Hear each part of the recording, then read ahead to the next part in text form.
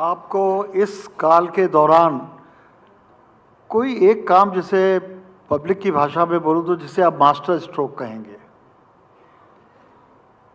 देखिए, जब कार्यकाल लंबा होता है ना, तो उपलब्धियां भी आपके साथ लंबी चौड़ी जुड़ती हैं। एक काम, जैसे कोई ये कहे कि सनातन धर्मावलंबियों से कहें कि कोई एक पर्व बताइए जो आपको अच्छा लगता है, तो बता ही नहीं पाएगा।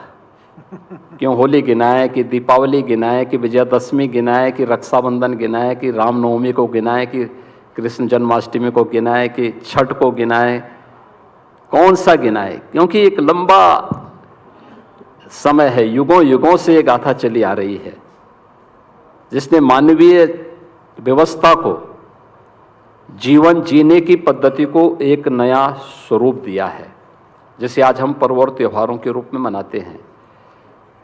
जैसे भारत के अंदर कोई कहे कि किसी एक महापुरुष का नाम लीजिए जो हमारे लिए स्मरणीय हो, बहुत कठिन होगा, क्योंकि लंबे कालखंड के दौरान अनेक महापुरुष आए, सब ने कुछ न कुछ दिया।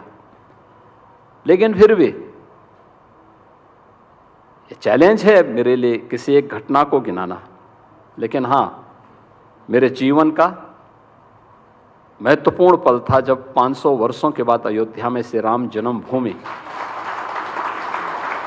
मंदिर निर्माण के कार्यक्रम की आधारशिला आदरणीय प्रधानमंत्री जी के कर कमलों से रखी गई।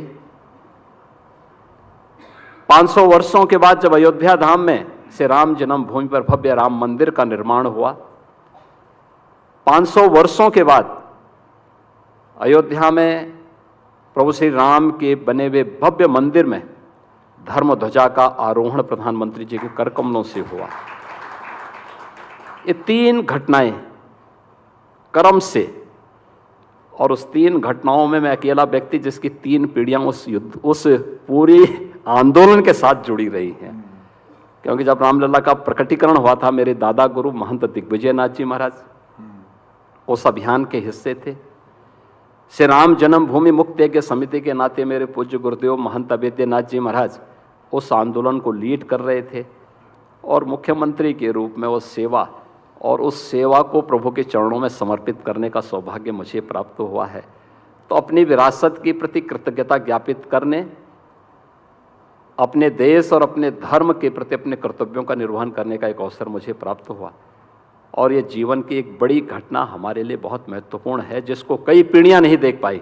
हमने अपने सामने इन सारी घटनाओं को होते हुए, उसके साथ सक्रिय रूप से जुड़ते हुए, उस अभियान को आगे बढ़ाते हुए अपनी आंखों से देखा है। इससे बड़ी घटना दूसरी नहीं हो सकती।